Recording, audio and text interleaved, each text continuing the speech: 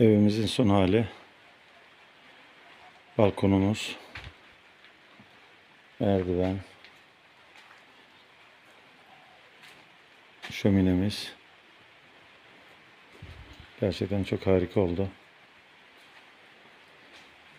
Evet, burası Amerikan mutfağı.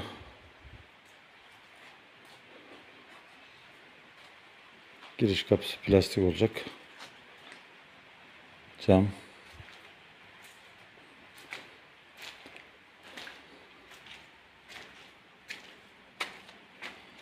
Evet, burası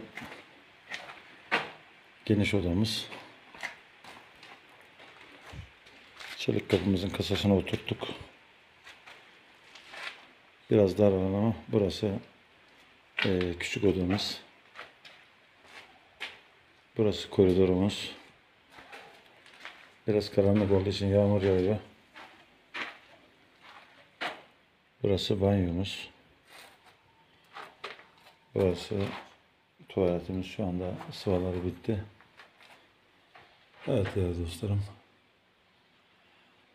İnşallah kısa zamanda da tavanı, tabanı, kapıları ve pencereleri yaptırıp evimizde giriş yapacağız inşallah.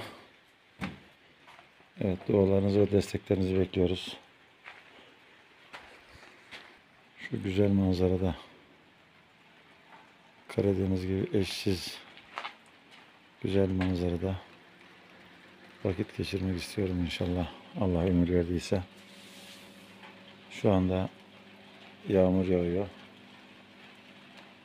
Şıkır şıkır bu yağmurun sesi bile insana huzur veriyor.